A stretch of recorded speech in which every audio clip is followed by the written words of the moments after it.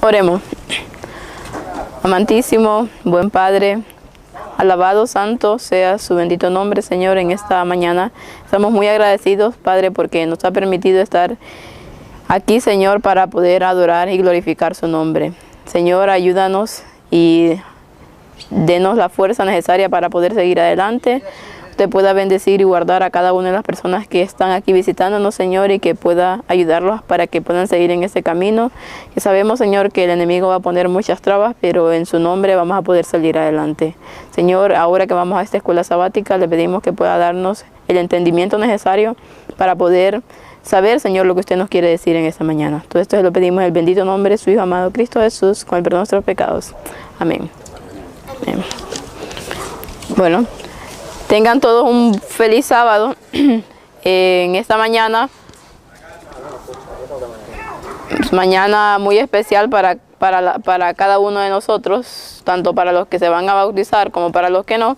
Es una fiesta y estamos muy contentos de otra vez poder estar aquí en este lugar para poder volver a vivirla.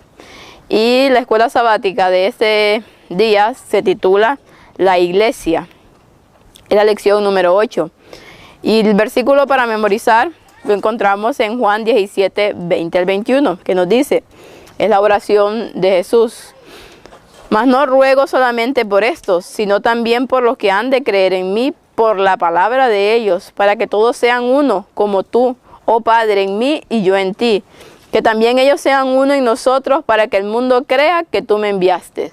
Eso fue una de las oraciones más emblemáticas que Jesús hizo, que nos demuestra tanto amor que en su momento antes de morir hizo una oración por cada uno de los que están aquí. No solamente oró por sus discípulos, sino que oró por cada ser humano que iba a creer en él. ¿Y cuál fue lo que él pidió? Que todos fuéramos uno en espíritu, en pensamiento, en amor, basados ¿dónde? En la palabra de Dios. Y a mí esa oración me motiva mucho porque el solo hecho de pensar que Jesús oró por mí en ese momento, justo cuando iba a dar su vida por nosotros, eso nos debería de hacer pensar el gran amor que Él tuvo por cada uno de nosotros. La lección nos dice que las raíces de la iglesia, estamos hablando de la iglesia en esta semana, cristianas pueden ser rastreadas hasta Adán, Abraham y los hijos de Israel. Cada uno en su tiempo tuvo, tal vez no lo conocían con el concepto de iglesia, pero sí se reunían en nombre de Dios. Y Jesús nos dice que donde 1 o 2 o 3 se reúnen en mi nombre, ahí está Él. Por lo tanto, eso es una iglesia. Eso es un grupo que está dedicándose a adorar a Dios. El Señor llamó a Abraham, dice, y luego a los israelitas para que entraran en una relación de pacto con Él al fin de bendecir al mundo por medio de ellos. En el transcurso de la historia sagrada, esa relación de pacto fue continuada por la iglesia. La iglesia, dice, no es un invento de los apóstoles ni de cualquier ser humano. Durante su ministerio, Cristo mismo anunció su intención de establecer a su iglesia. Edificaré mi iglesia. La iglesia debe su existencia ¿a quién? A Jesucristo. Él es su originador. No como hay otras personas que dicen, o otra religión, que Pedro es el fundamento de la iglesia. Vemos que el mismo Jesús fue quien originó su iglesia. Y vamos a hablar un poquito acerca de lo de la roca también, que lo tenemos en la parte del domingo. Según los evangelios, dice, el término iglesia aparece en los labios de Cristo solamente 3 veces. Yo le comentaba a Víctor que casualidad que sea 3 veces. 3 veces se menciona a Cristo el término iglesia. Esto no significa, sin embargo, que él no haya hablado sobre el tema. Dice, de hecho, Jesús enseñó conceptos muy importantes en relación con la iglesia. Y ya nos dice que el estudio de la semana estaba basado en la iglesia y en su unidad. Ahora, ¿cuál es el fundamento de la iglesia? Lo estábamos diciendo anteriormente. Jesús dijo, sobre esta roca edificaré mi iglesia. ¿Pero a qué roca se estaba refiriendo Jesús? Si alguien me puede ayudar.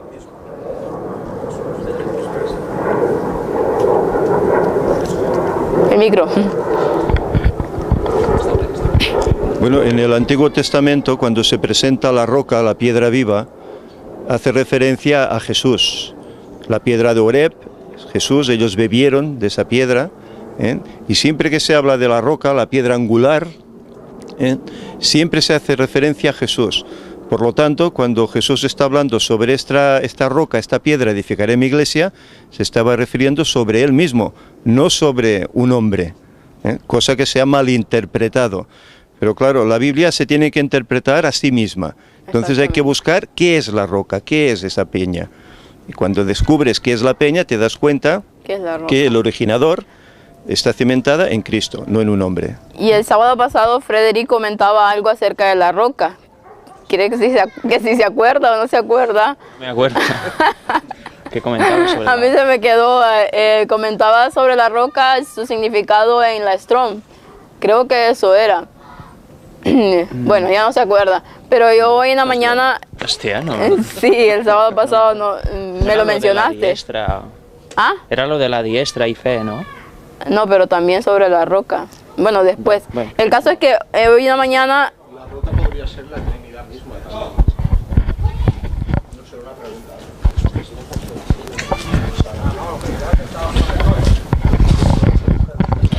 No, que creo que la roca podría ser la Trinidad misma, que no solo tiene por qué ser Jesús. Bueno, que Él forma parte de la roca, pero que la roca... Porque Jesús comenta, ¿no?, que Él está en el Padre está en Él y el Espíritu también. Todos son uno, ¿no? Que podría ser la Trinidad misma también. Lo que pasa es que Jesús, de alguna manera, es quien viene a la tierra a hacer el papel, que hace de roca. Claro está, ¿no?, que también lo es, ¿vale? Sí. Pero que forma parte de la Trinidad, ¿no? Es todo. En torno a Jesús y en torno a la Trinidad. Y en torno a la Trinidad también, ¿no? Porque él viene también en nombre de quien viene también, ¿no? Viene en nombre del Padre y en nombre del Espíritu Santo. Exacto, porque es quien tiene que hacer el papel en la tierra que tiene que hacer. Exactamente, porque en ese momento era Cristo quien estaba aquí en esta tierra. Y entonces se hacía referencia a Él mismo. Y de hecho lo hacía porque, bueno, estuve leyendo hoy en la Strong el significado de roca, tanto en griego como en hebreo. Y en hebreo, no se me quedaron todos los significados, pero sí se me quedó que roca significaba expiación, limpiar. Entonces vemos el simbolismo de Jesús. Él era la roca, él es el que nos iba a expiar el pecado. De hecho, si nos miramos los textos en el Antiguo Testamento, cuando habla de la roca, roca de salvación, roca Jesús, mía, roca su nombre eterna, ya es Salvador, pues en definitiva siempre hace mención al Yahvé y escapar del Antiguo Testamento, que era Jesús, de hecho, el que actuaba sobre su pueblo, ¿no? Entonces hace referencia directa sobre Jesús, pero evidentemente todo lo que afecta a una persona de la divinidad afecta a los tres, evidentemente. De hecho, en Strong, en el hebreo, para roca es kafar. Y ya estuvimos hablando mucho acerca de eso, y hablaba de cubrir, acerca cuando se habló del arca de Noé. Entonces vemos, yendo siempre, como dice Yusef, al simbolismo de lo que era Cristo. Al final, aquí nos dice, ¿quién es la roca? Petra, dice en griego, sobre la cual está construida la iglesia. Bueno, ya lo estuvimos discutiendo, que es Jesús. No se estaba refiriendo a Pedro, se estaba refiriendo a Él mismo. Únicamente que el catolicismo pues ha torcido este significado y ha hecho de Pedro lo que no era Pedro. Pedro simplemente seguía las órdenes de Jesús. Era uno de sus discípulos. Era uno que estaba por él y sobre el cual muchos creían, porque él predicaba que lo que dice en el versículo dice, para que han de creer en mí por la palabra de ellos. ¿Y cuál es la palabra que ellos tenían? Las mismas palabras que Cristo habló cuando estuvo con ellos. Dice, cuando Pedro y los otros apóstoles escucharon a Jesús hablar sobre construir su iglesia sobre una roca, debieron haber interpretado esta imagen en términos, como ya lo hablábamos, de lo que significaba en el Antiguo Testamento. Pedro mismo afirmó, dice, que Cristo es la piedra reprobada por vosotros los edificadores, la cual ha venido a ser cabeza de ángulo. Él mismo se refirió a que la piedra era Jesucristo.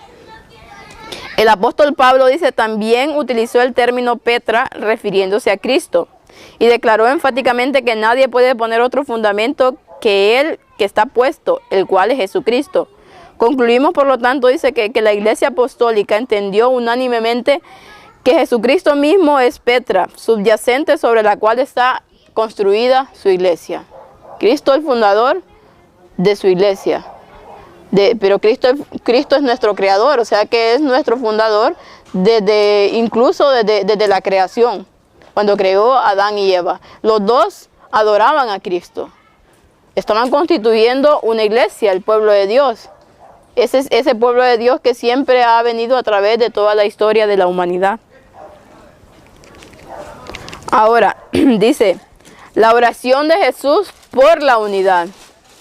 ¿Qué es lo que Cristo quería que nosotros hiciéramos? Él siempre habló de unidad, que si no éramos uno, no podríamos hacer nada. Porque donde hay división, no puede estar Cristo, porque Cristo junto con el Padre y el Espíritu Santo son uno. Por lo tanto, Él quiere que nosotros seamos uno. ¿Y uno en qué? Si alguien me puede ayudar. Uno en Cristo y en el mismo Espíritu.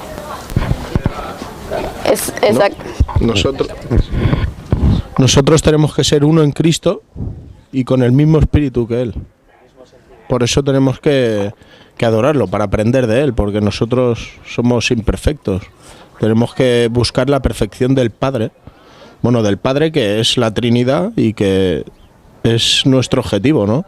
Para que nosotros podamos ser uno con ellos. Exactamente. Y que es ellos, los tres, son uno en qué? En propósito. ¿Y cuál es su propósito? El bienestar de cada uno de nosotros, el bienestar de todo el universo. Entonces, por lo tanto, nuestro propósito en lo que nosotros debemos estar unidos es en eso, en hacer el bien a los demás. La divinidad, ¿qué es? Busca siempre el bien de los demás. Así que nosotros no deberíamos de buscar nuestro propio bien, sino que el bien de cada una de las personas que están a nuestro lado y que conocemos. Como tú dices, nosotros también deberíamos ser uno en propósito. ¿El propósito cuál es? ¿Por qué Cristo edificó la iglesia? Para dar un mensaje al mundo. Exactamente. Pero a veces nos entretenemos en menudencias que nos dividen. Es que yo opino de aquí, es que yo aquello lo veo de esta manera. Y pasamos el tiempo en aquello y dejamos la obra encomendada por Dios, que es predicar al mundo. Y el diablo es astuto y él pone los problemas en las iglesias, en los diferentes grupos, para que de esta manera no se haga la labor que hay que hacer. Pero el propósito debe ser dar el evangelio al mundo. Lo demás se arregla todo. Cuando uno hace esa labor misionera, se acaban los problemas. Ya no te fijas en las faltas de tu hermano, ni qué ha dicho, ni qué ha hecho, no. Solo estamos en la labor. Exactamente. Eso es lo que necesitamos. Predicar el evangelio como testimonio, o sea, palabra no, hay que vivirlo y la gente tiene que verlo. Es decir, que es muy bonito hablar y hablar, pero es que no es tan fácil, hace falta tener determinación para hacerlo, porque dice la palabra que es como testimonio. O sea, que no pensemos que hablando del evangelio y sabiendo de Biblia somos maravillosos y aleluya y alabamos al Señor. No. Hay que vivirlo. Exactamente. Y dice Elena White, bueno, dice la palabra, que el que vive piamente en Cristo padecerá persecución. A mí nadie me está persiguiendo. ¿Os está persiguiendo alguien? ¿Tenéis algún tipo de problema? Porque aquí hay algo que está fallando. O sea, hay que despertarse, que queda poco. De hecho, ella dice que no hay persecución porque la iglesia no está hablando lo que tiene que estar hablando. Cuando se une en ese propósito, que es el predicar la verdad, aunque cueste lo que cueste, aunque cueste mi seguridad, mi vida, todo, en ese momento entonces, cuando el mundo vea que los suyos, los de Cristo, son uno en eso, predicando el mismo mensaje, cada uno de su pueblo, entonces se levantará esa persecución.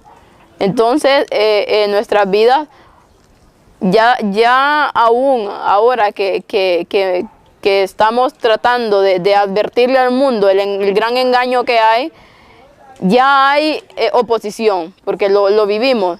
Pero claro, falta lo fuerte, y es en ese momento donde va a venir la persecución sobre nosotros, porque falta el momento que tiene determinado Dios para que se realice eso.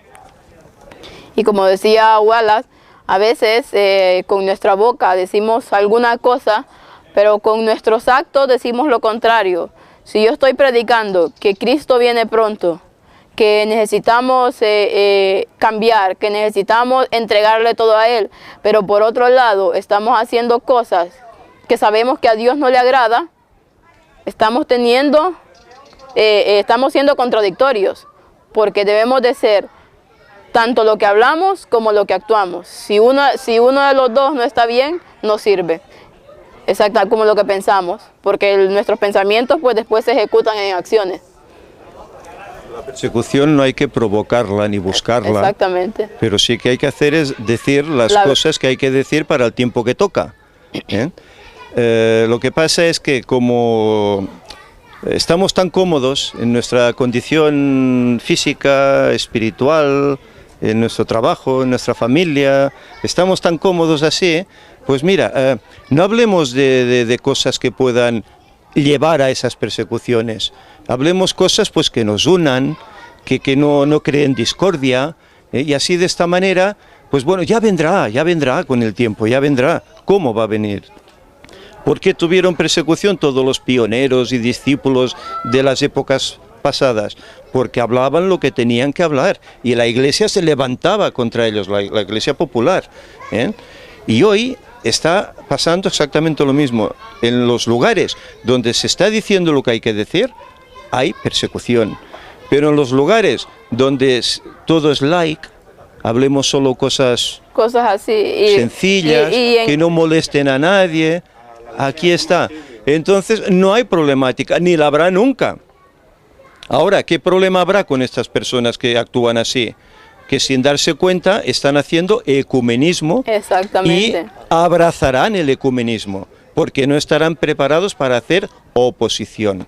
No tendrán un mensaje para hacer oposición. Porque eso es lo que hay que distinguir mucho entre la verdadera unidad y la unidad falsa. La unidad falsa, que es la que está hablando el Papa actualmente, que nos unamos en puntos comunes y que dejemos las diferencias a un lado.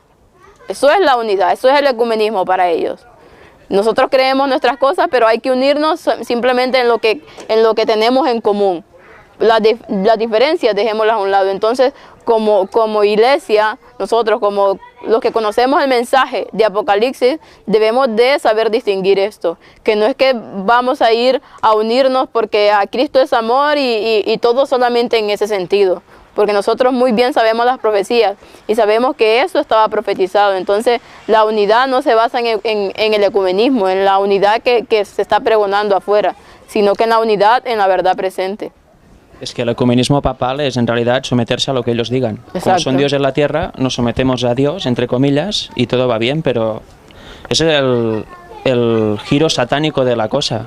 Nos tenemos que ser unidos en Dios, en el Dios verdadero, y ellos lo hacen al revés. Todos unidos, pero en lo que ellos digan porque son Dios según su creencia. Y también quería decir que yo creo que tenemos que tomar ejemplo de los cristianos que están masacrando en Oriente Medio. Lo están liquidando de una forma terrible, decapitando, colgando y crucificando, y yo no he visto ninguno que renuncie a su fe. Ha muerto por Cristo. Y alguno, me acuerdo hace tiempo, que lo colgaron y lo colgaron riendo. Estaba riendo y feliz, encantado de la vida. Sonriendo, sí. Y claro, yo me pregunto, cuando me levanto por la mañana, me pregunto, ¿estoy dispuesto a morir por Cristo? Y si alguien me viniera aquí con una pistola y me dijera, ¿te conviértete o te mato? ¿Qué haría? Y desgraciadamente, muy probablemente, con el miedo y con el temor de la situación, acabaría cediendo. Y eso es un problema grave. Por lo tanto, cada día tenemos que trabajar para fortalecer nuestra fe, y cuando llegue el punto, si es que llega, de que nos digan o eso o muerte, elijamos la muerte y además felices porque vamos a ser parte de la primera resurrección. Eso es lo que tenemos que cuidar cada día. Sí. Referente a estos cristianos que están sufriendo persecución y muerte, se está empezando a descubrir de que no son musulmanes quien está protagonizando esto, en la mayoría son radicales occidentales también, que son mercenarios, que son de origen europeo, pagados por los gobiernos que nosotros conocemos como gobiernos masones, que nos están vendiendo una verdad por un lado y resulta que... Pero eso ya es persecución, los gobiernos ya llevan tiempo haciendo persecución, lo hacen de una forma sutil y a veces nos cuesta verlo, pero perseguir al pueblo ya lo están haciendo. Quizá nosotros no lo notemos de una forma tan directa. ¿Por qué? Porque tenemos una protección. El sábado y el hacer las cosas como Dios manda te da te da una bendición especial. Ellen de White lo dice, ¿vale? Quizá estas personas no sean adventistas, son cristianos, o sí, o no lo sé, ¿vale? Pero yo lo noto, que nosotros somos afortunados. Sí que hay personas que han tenido persecución, lo que pasa que al igual ha sido de una forma no tan física, pero sí psicológica. La televisión nos persigue, la sociedad nos persigue, el sistema nos persigue, nos quiere absorber. Eso es perder la fe también, o sea, abandonar el sábado para irte a trabajar es perder la fe, es algo más psicológico, todavía no es tan físico, pero ya lo están haciendo de una forma sutil, porque son ellos quienes lo provocan. Los gobiernos masones, como España, la mayoría de Europa, Estados Unidos, todos sublevados al papado, y estos nos están absorbiendo, nos están, digamos, haciendo perder el apego a Cristo, porque Cristo lo decía: si tú me amas, sigue mis mandamientos. A la que tú dejas de adorar el sábado, ya no lo estás amando tanto como quizá te ama Él. Por eso que persecución sí que estamos. Hay que estar atento, porque aunque no nos veamos perseguidos físicamente, es otro tipo de persecución. Y no nos podemos dejar tampoco arrastrar por esto, ¿no? Creo. Nos debilitan para que cuando llegue el momento no seamos capaces de... Exacto, te van debilitando psicológicamente. Quizá no es una muerte directa de horca, pero es una muerte espiritual, que eso es peor. Porque Cristo lo dice: no temáis más a los que matan vuestro cuerpo, sino a los que matan a vuestro espíritu. Por eso hay que estar muy atento a esto también. Pero es que, bueno, quería hablar. De hecho, la lección nos centra mucho en la unidad de la Iglesia. La lección nos centra mucho en la unidad de la Iglesia, pero ahora estamos hablando de persecución. Y normalmente enseguida pensamos en esto, en lo que está pasando en Medio Oriente, lo que pasó en tiempos inquisitoriales, etcétera, etcétera. Pero no somos conscientes de una lección que nos da la historia, que es la que auténticamente se va a repetir. Y es, por encima de todo, ¿cómo fueron perseguidos los primeros cristianos? ¿Por quién? Os echarán de vuestras sinagogas. Por los mismos de Ellos venían de judíos. ¿Quién los echó? Los suyos propios. Cuando vemos la profecía, la repetición, el cumplimiento otra vez de lo mismo para el tiempo final, ¿quiénes van a tener los problemas cuando sigan lo que tienen que seguir y digan lo que hay que decir? El mensaje del cuarto ángel. Los problemas, la mayor traba, la mayor persecución, no vendrá, como muchos pensamos a veces: uy, es que vendrán los del Vaticano directamente. No, la mayor persecución vendrá de las propias filas del adventismo. Y recordemos que esto está escrito por Ellen White de un modo muy claro. Por eso habrá los nominales y los que sigan de verdad. Y eso ya no es futuro. Eso ya ha empezado hace unos años. Y está yendo a más. Y preparaos porque irá mucho más. Y aunque después intervendrán directamente los gobiernos civiles instigados por el Vaticano y por Estados Unidos, y lo que queráis, a quien van a mover primero, los primeros peones, van a ser a los propios adventistas, que van a delatar a sus hermanos en la fe, que ellos mismos considerarán herejes. Y estos son los que serán hostigados y, como consecuencia, después vendrán las sanciones de los gobiernos civiles. penas de multa, cárcel y finalmente, cuando venga Satanás, pena de muerte. Pero es un proceso gradual. Hablamos mucho de unidad de iglesia, pero la unidad de iglesia, ¿de qué iglesia en verdad? Una cosa es la denominación y otra cosa es la iglesia. ¿Militante o triunfante? ¿De cuál de ellas hablamos? Eso es lo que convendría aclarar. Esta lección de escuela sabática está, yo creo que muy bien, pero está encarada de un modo como si solo la denominación es la que tiene la verdad pura absoluta. Claro, ellos no se van a plantear otra cosa en la lección de escuela sabática. Nosotros, o algunos de nosotros, que ya no podemos pertenecer a la denominación, la perspectiva es otra. Entonces, ¿cuál es la verdadera unidad? ¿Estando dónde? ¿Haciendo qué? ¿Diciendo qué? Exactamente, eso iba a decir. Por eso en la mañana te pregunté qué pensaba de esta escuela sabática, porque lo que yo percibí, o sea, los conceptos están muy bien, es cierto, pero todo iba enfocado a la denominación como tal. O sea, diciendo no veamos la diferencia de los hermanos, lo que el hermano no está haciendo o no está diciendo, simplemente vayamos y unámonos en un punto común que es Cristo. O sea, después habla acerca de ecumenismo, pero estoy viendo que si yo entonces veo que en la iglesia se está haciendo cosas que no agradan, no que no me agradan a mí, sino que van en contra de la palabra de Dios. Entonces, ¿qué voy a hacer? ¿Quedarme callada? ¿O decir que realmente eso no está bien? No es señalar al hermano con el dedo, es hablar la verdad, es decir que la palabra de Dios dice tal y tal cosa y que por lo tanto debemos de predicar la verdad. Entonces ese es el problema. Y ahora, no habrá persecución de este tipo, pero ¿qué se está haciendo? Como dice Víctor, persiguiendo a los hermanos ahí mismo dentro. Cuando no se está de acuerdo con algún punto que ellos consideran que no está bien, ¿qué es lo que hacen?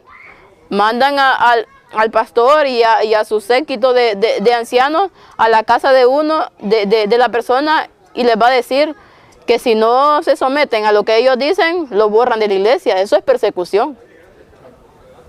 De una u otra manera. No será física, pero sí mental.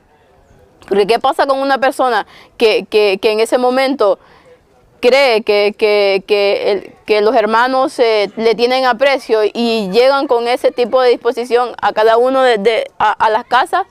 Entonces, ¿qué? Hay una persecución mental, hay un agobio mental. Entonces se está sufriendo. Y no solamente eso, si hay muchos casos de personas que han sufrido algún tipo de persecución dentro de la iglesia. Y ahora, ¿y qué se está haciendo ahora? No solamente es eso, sino que se está adoctrinando a la gente para eso, para que al final sean los mismos que persigan. Y eso lo habla de Nahuay. Entonces debemos de estar muy con los ojos abiertos, tratando de identificar cuál es el mensaje que se me está dando. Si me están adoctrinando para resistir la persecución o para ser perseguidor de mi hermano. Ya lo vimos una vez con el rey Acab. Ya estuvimos viendo el paralelismo que había con Jezabel, con Acab y con Elías. Si nosotros somos el tercer Elías, pensemos que vamos a tener persecución tanto de la iglesia popular como del mismo pueblo de Dios. Entonces debemos de prepararnos para ello, para tener argumentos y decir las cosas tal y como deben de ser. Ana, he recibido un testimonio muy interesante de una iglesia de un país sudamericano, que se ve que hay una persona ahí que sigue las conferencias y con muchas ganas, y lo está compartiendo con los jóvenes de ahí. Y lo bueno es que se muestran todos interesados y quieren saber, pero cuando viene el pastor o el copastor o el subpastor o lo que sea, se callan. Tienen miedo de hablar de infiltración y todo esto delante de ellos, pero claro, yo desde aquí les animo a que aunque hay un pastor, es una simple persona, pecadora como todos, que hablen delante de él, le enseñen incluso, y que no se vengan abajo, que sigan investigando y que sigan la verdad. Porque es muy triste ver que crees en algo, pero si viene alguien de más autoridad, entre comillas, te callas. Eso no puede ser. Sí, claro. Y bueno, lo que me gusta es que al menos a nivel personal buscan y están interesados y además quieren seguir hasta las conferencias. O sea que parece que no, pero en el fondo los jóvenes hay algo que les llama a conocer la verdad y ven que algo falla muchas veces en la estructura eclesial donde están. Exactamente, y eso lo veníamos hablando hoy cuando que veníamos para acá, que últimamente se está teniendo a muchos pastores como referencia. Y lo que diga ese pastor es ley. Y porque él se lo dijo y por lo tanto porque él lo dijo, nada más es verdad. Hay que recordar que el único pastor es Cristo. Exactamente, no debemos de tener esa admiración ciega por una persona si es un ser humano. Yo no tengo que tragarme siempre lo que me dice tal predicador. Tengo que ir por mí mismo y investigar si lo que está diciendo va conforme a la palabra de Dios. Entonces, si yo ya creo que un pastor, porque tiene un coeficiente intelectual de no sé cuánto y porque me gusta cómo predica y cómo expone y que supuestamente siempre dice las cosas como deben de ser, entonces yo ya le voy a creer absolutamente todo. No, debemos de investigar nosotros mismos. ¿Y qué digo yo? Eso lo dice ese pastor, pero ¿yo qué estoy diciendo? No estoy diciendo absolutamente nada. Y eso, que si tenemos una admiración tal por una persona, estamos faltando, creo que es el segundo mandamiento, el de la idolatría. Y si faltamos al mandamiento, ya no vamos a Cristo porque no guardamos los mandamientos. Exacto. O sea que por culpa de eso, o sea, es una perdición total. Maldito el hombre que confía en el hombre. Así es. Eso que dice Víctor, maldito el hombre que confía en el hombre. Sí. Si me permitís, os voy a leer un escrito del Espíritu de Profecía que está en los primeros escritos, página 261, que lo vi en el día de ayer y dice: vi que Dios tiene hijos sinceros entre los adventistas nominales y las iglesias caídas. Y antes que sean derramadas las plagas, los ministros y la gente serán invitados a salir de esas iglesias y recibirán gustosamente la verdad. O sea que dice que hay personas sinceras dentro que serán invitados a salir de esas iglesias y recibirán gustosamente la verdad. Dice: Satanás lo sabe y antes de que se dé el fuerte pregón del tercer ángel, despierta excitación en aquellas organizaciones religiosas a fin de que los que rechazaron la verdad piensen que Dios los acompaña. Satanás espera engañar a los sinceros e inducirlos a creer que Dios sigue obrando a favor de las iglesias. Pero la luz resplandecerá y todos los que tengan corazón sincero, ¿cuántas veces hemos hablado de la sinceridad?, dejarán a las iglesias caídas y se decidirán por el residuo. Primeros escritos, página 261. Así es. O sea, es que todavía no hemos entendido el concepto de iglesia militante e iglesia triunfante. Son dos totalmente distintas. Y no quiere decir que porque la iglesia militante es tal cual, pues esa misma va a ser la iglesia triunfante. No, porque no es lo mismo. La iglesia militante es donde se está, hay de los dos bandos, tanto cabritos como ovejas. Pero al final la iglesia triunfante va a ser la que está en la Biblia, dice: aquí está la paciencia de los santos, los que guardan los mandamientos de Dios y tienen la fe de Jesús. Y ya hemos estado viendo acerca de estos temas. Entonces, si son esos, si la iglesia triunfante va a ser eso, entonces debemos de plantearnos nosotros: ¿estoy yo siendo de la iglesia triunfante o todavía estoy en la iglesia militante? Sea cual sea la denominación. Hay una cita de la hermana White que dice: ni uno de cada 20 estaría hoy preparado si Cristo viniese. Ni uno, es decir, que no es ¿qué porcentaje sería? Menos de un ¿eh? Sí, pero no dice hoy, dice antes, ya en esa época. Sí.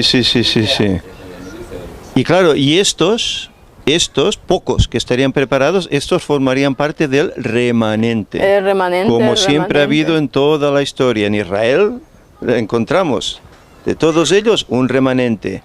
desde que nuestra iglesia se formó como tal, siempre ha habido un remanente y al final habrá un remanente. Habrá un remanente, que ese es el que va a ser salvo. Ahí está. No todos, no los 20 millones que son van a ser, no. No, es el remanente. Ni uno de cada 20, es decir, que es un pequeño residuo y que la mayoría vendrán de afuera, de otros grupos de afuera. Así es, tristemente Esta para es la los tristeza. adventistas que queremos, ¿no? Yo sí. como estoy en el libro de la iglesia, Ya estoy tengo yo en la el libro de la salvación vida, garantizada. sí, exactamente. ¿Y cómo andas? ¿Y cómo vives tu cristianismo?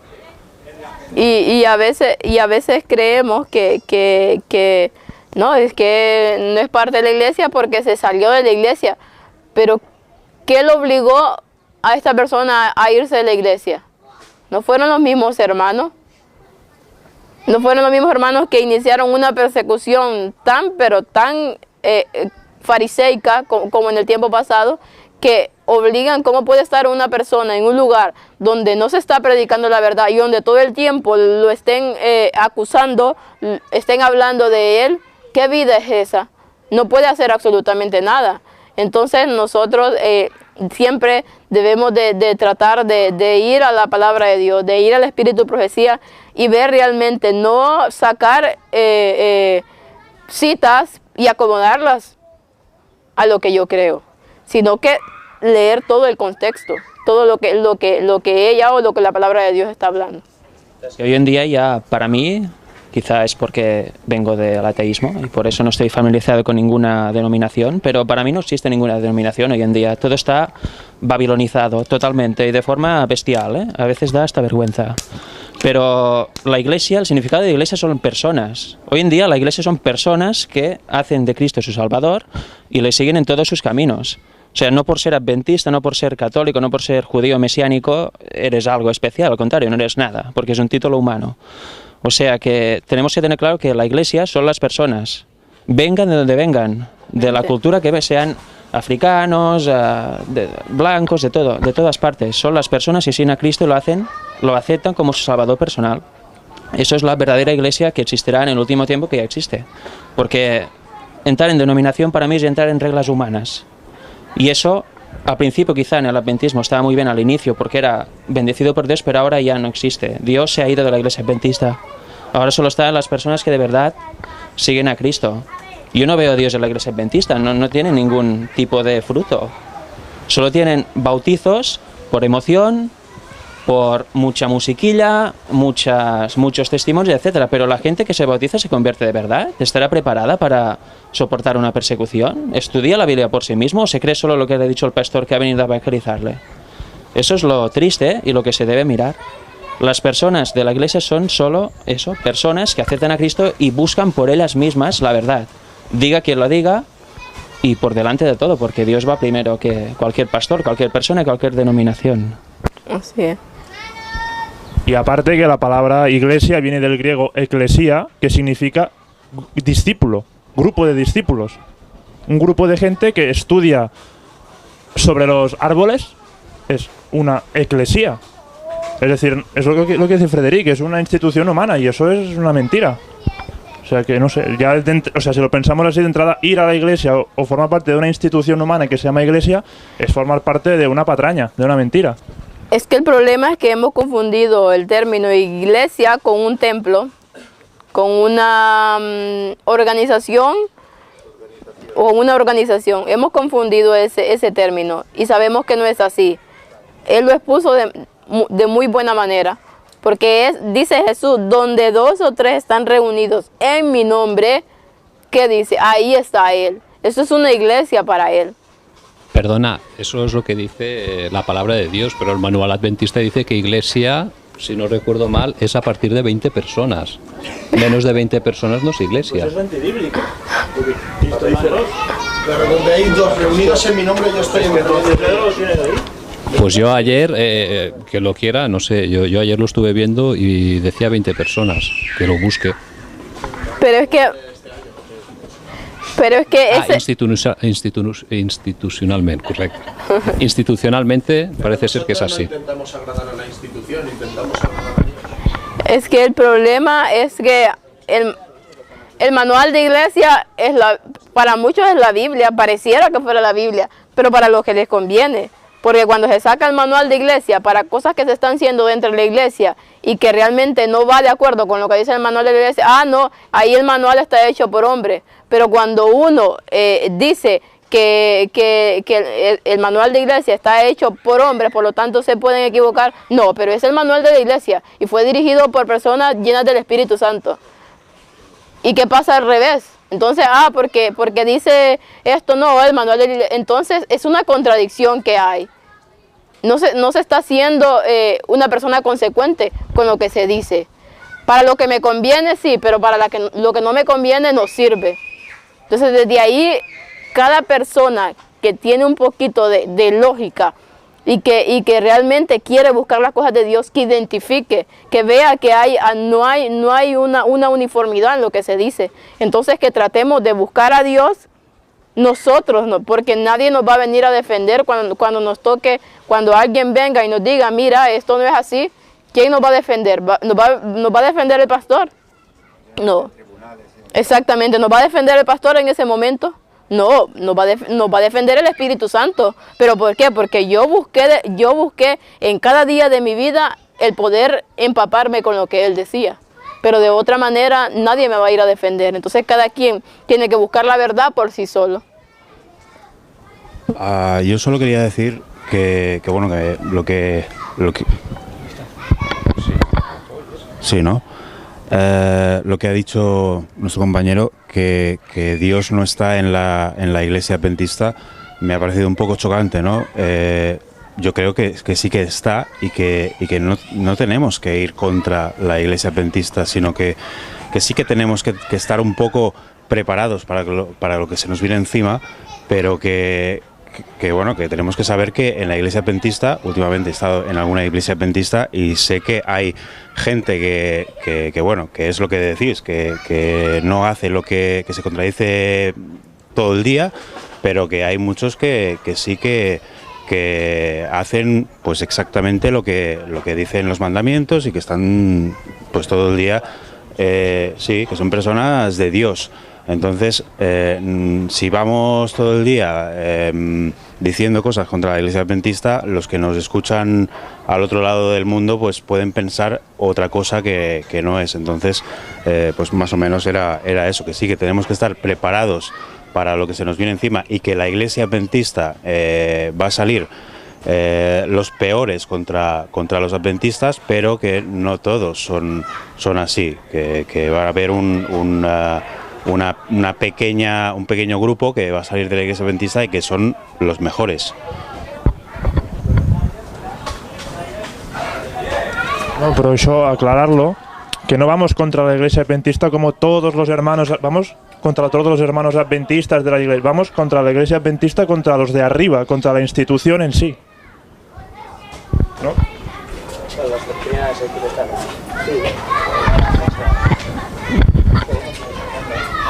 Bueno, quizás más que ir en contra, porque esa palabra no la veo quizá del todo correcta, más que ir en contra de, sería no estar a favor de, ¿vale? Yo no estoy a favor de lo que la iglesia adventista, la institución, está haciendo, no lo apoyo, automáticamente no lo apoyo, apoyo lo que a mí me interesa, lo que yo creo que va a agradar a Dios. No pierdo el tiempo en ir en contra de algo. Aprovecho el tiempo para saciarme con la palabra de Dios, con las cosas que a Dios agrada. Que sí que quizá hay cosas que no se pueden apoyar porque no provienen de Dios. Sí, ya estaba pasando en otras iglesias populares, ahora va a pasar en la iglesia adventista, pero nosotros no tenemos que entrar en contiendas, ni en discusiones, ni en perder el tiempo en ir en contra de algo. No lo veo correcta esa palabra. Nosotros tendríamos que no estar a favor de algo, no apoyar algo, denunciarlo y estar a favor de lo que quiere Dios que estemos. De lo que nosotros tenemos que agradar a Dios. No tenemos que estar buscando el hacer feliz a las personas de este mundo porque ya sabemos dónde nos quieren llevar, ¿no? Y quién hay detrás de todo este tipo de personas. Nosotros tenemos el privilegio de tener a Dios en primer plano, o sea, tenemos las herramientas para agradar a Dios y de estar con Cristo las 24 horas. No tenemos que estar perdiendo el tiempo en tonterías. Hombre, yo sí que estoy en contra. Yo estoy en contra en todo lo que vaya en contra de Dios. Entonces me es igual si pertenece a la Iglesia Adventista, pertenezca de donde pertenezca. Y por desgracia son bastantes cosas. Bueno, creo que debemos aclarar un poco todo esto. La Iglesia Adventista es la depositaria de la verdad. Fue hecha así desde 1860 y algo, cuando se estableció, y sigue teniendo la verdad. Otra cosa son las personas que pueden ser dirigentes o miembros laicos, que dentro de ambos puede haber pueblo de Dios o no. Podemos hablar de infiltrados, podemos hablar de otros que se rigen pues al árbol que mejor sombra cobija, etcétera, etcétera. Hay pueblo de Dios en todas partes, la verdad aún la tienen. Pero con el paso de los años hemos de ser conscientes que hay un avance del tema profético, del conocimiento profético, y estábamos avisados que algo iba a suceder allí dentro. Entonces, hemos de recordar que hay un mensaje especial para el tiempo del fin. En ese mensaje especial para el tiempo del fin, unos, conociendo el mensaje de los 3 ángeles, lo van a abrazar y otros lo van a rechazar. Esto es lo que va a causar que unos sean remanente y otros no, aunque crean que lo siguen siendo. Nosotros no podemos ir directamente contra nadie, sino que hemos de orar por los que no quieren ver, o por los que no ven aún, para que quizás puedan ver y darse cuenta y rectificar. El mensaje del tercer Elías es un mensaje de denuncia, no es un mensaje de sacar espadas contra nadie. Nosotros debemos dar ese último mensaje de amonestación a este mundo, y a este mundo implica también a la Iglesia Adventista, que está dentro de este mundo, como cualquier persona o denominación que esté en este mundo, pero ellos con una verdad especial que han tenido y siguen teniendo. El problema es que sabíamos que esto acontecería. Ahora estamos en ese momento, pero nosotros no vamos a estar nunca directamente contra unos otros, sean adventistas, sean católicos, sean lo que sean. No, nosotros hemos de dar un mensaje de amor por encima de todo, de acercamiento a Jesús, que eso hará que tengamos un carácter como el de Él, y eso incluye un Señor, una fe y un bautismo. Si esa fe, que puede ser con lo que verdaderamente no se concuerde, llega a contradicciones realmente muy fuertes, entonces debemos posicionarnos y denunciar si las cosas están siendo erradas. Pero nuestros hermanos siguen siendo los adventistas por encima de todo. Ellos son los que guardan el sábado, los que guardan los mandamientos de Dios. Ellos teóricamente también creen en Elena White actualmente. No todos, cada vez menos, ya lo sabemos. Pero hay mucho hermano allí dentro. Y nosotros les debemos dar todo el cariño y darles la luz que quizás no están recibiendo de otro modo. Y Dios ya hará su selección.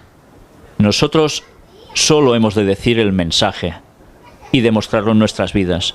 Y eso es lo que primero nos debemos mirar, porque tantas veces fallamos nosotros mismos. Igual creemos que somos remanentes porque también creemos en el mensaje del cuarto ángel y no van en conformidad. Nuestro carácter igual no es el que debiera ser.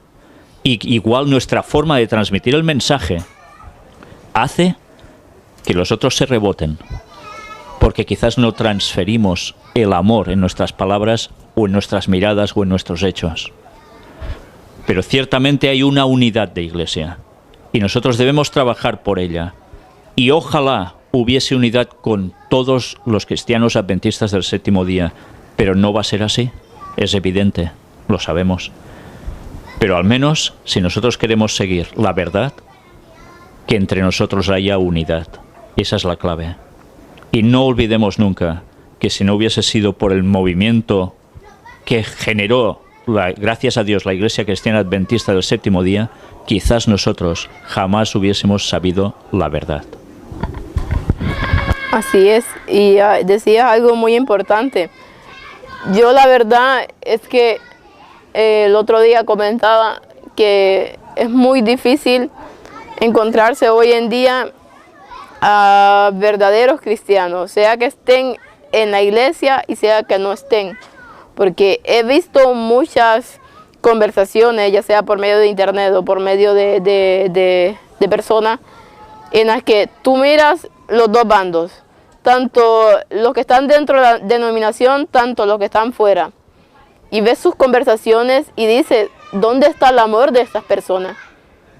Porque tanto en los que se dicen que creen en la verdad presente, yo ya estoy fuera de la iglesia y estos son unos herejes, y un odio que demuestran, algo tan ¿cómo puedes llamarle a tu hermano hereje? Eres un demonio, o eres un aquí, y lo mismo al revés. Entonces, si nosotros nos decimos que somos parte del pueblo de Dios, debemos que hacerle ver a esta persona el error en que está, pero no de esa manera, no insultando a tu hermano, o no yéndote a un extremo donde lo dejas que el pobre ya no puede ni decir nada. Entonces, tenemos que ser un cristiano equilibrado. No debemos de irnos ni ser liberales ni ser extremistas. Debemos de ser eso que decía Elena White, personas equilibradas, con la mente totalmente clara, llamar a las cosas por su nombre tal como Jesús lo hacía, pero también demostrarle amor. ¿Cómo lo hacía Jesús? Con amor. Les decía el pecado tal cual eran, que eran una generación de víboras. Pero ¿por qué? ¿Por qué se los estaba diciendo? Porque les tenía amor. Y no se lo estaba diciendo con odio, sino que con pesar, porque él estaba viendo la tristeza que su mismo pueblo lo estaba odiando a él. Entonces debemos de siempre, si vamos a tener una conversación con cualquier persona, tratar de decir las cosas tal y como son, pero decírselas con amor. Nunca insultar ni herir los sentimientos de la gente, porque entonces estamos siendo mentirosos, diciendo que nosotros creemos en Cristo, pero con nuestras palabras totalmente estamos prodigando lo contrario. Y ahora, y la palabra adventista del séptimo día, yo soy una adventista del séptimo día. Que es adventista no es persona que esperan el segundo advenimiento de Cristo. Entonces, por lo tanto, yo soy adventista. Séptimo día, no estoy guardando el sábado, no creo que el sábado es el séptimo día del Señor. Por lo tanto, entonces soy adventista del séptimo día. Que la iglesia ahora haya puesto una marca registrada de ese nombre y no se pueda poner en cualquier cosa, no quiere decir que yo no lo sea y que no lo sienta, porque yo espero a mi Cristo en su segunda venida, lo espero, y yo guardo el sábado, sé que el sábado es el día del Señor, por lo tanto, y yo soy iglesia, parte de la iglesia de Cristo. Entonces el término iglesia adventista del séptimo día lo somos todos, cada uno de nosotros. Yo creo que muchas veces lo que nos tenemos que plantear es, cuando vamos a hablar con alguien, igual que comportamientos o actitudes, es si Jesús actuaría de la misma forma. Yo creo que esta es la clave. A mí me gustaría aclarar una cosa, quizá antes sí que he sido un poco fuerte, diciendo que Dios no está en la iglesia adventista, y lo voy a matizar explicando el porqué de mi razonamiento. Dios, el Espíritu Santo, desciende encima de cada persona si lo pide. O sea que no desciende debajo de ninguna denominación.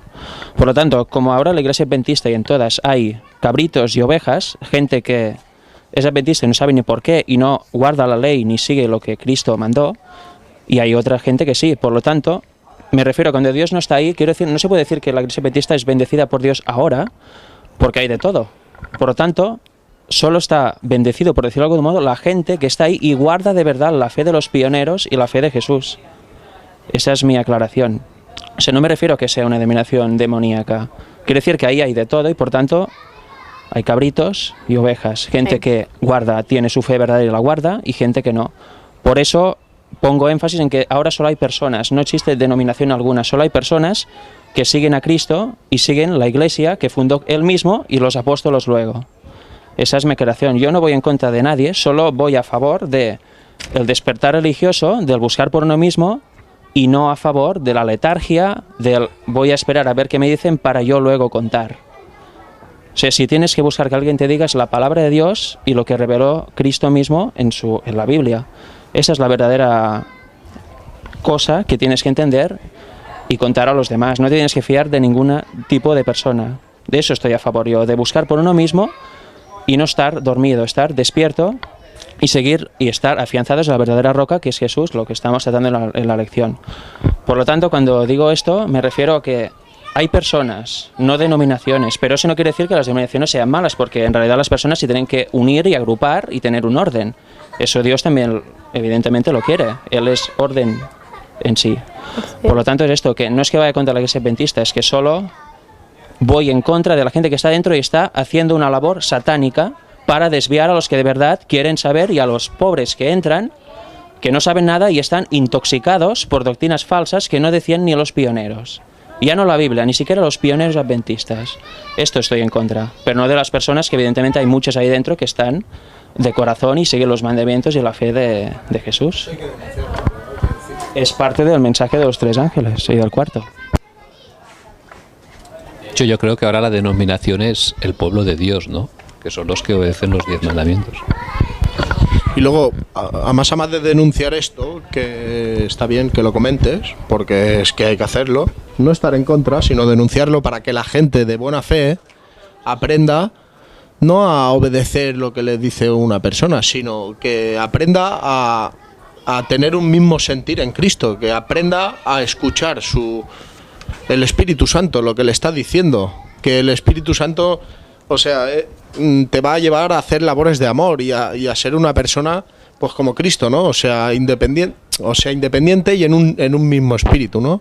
Y a partir de ahí pues sale la sabiduría, te la va a dar Dios. O sea, tenemos que aprender a no ser borregos, de alguna manera, ¿no? A no ser borregos de estas personas que utilizan a las personas de buena fe. Eso hay que denunciarlo. Y las personas que escuchan esto, buscar la verdad. Si esa persona que has estado toda la vida con ella y que te sigue llevando por el camino como si fueras un borrego, desapégate y busca la verdad por otro sitio, investiga y experimenta, ¿no? Escudriña, ¿vale? Porque esa persona te tiene enjaulado. Te tiene enjaulado y no te sientes con el gozo que quiere Cristo en nosotros. Tenemos que tener un mismo sentir, todos, pero de gozo, no de borrego, ¿sabes? Sí, es cómodo, la comodidad de ser un borrego, ¿no? Pero eso no es lo que quiere de Cristo de nosotros. Exacto. Bueno, ya vamos a ir terminando porque ya es tarde y quedaba, varias cosas que discutir, pero yo creo que aquí algo que nosotros hemos venido hablando a través de las conferencias últimamente, dice un gran obstáculo para la unidad. ¿Qué sería un gran obstáculo para la unidad del pueblo de Dios? Yo creo que lo que hemos dicho hace conferencias atrás, a veces el gran obstáculo soy yo misma. Porque a veces el peor enemigo, ¿quién es? Soy yo. Porque de mí depende mi salvación.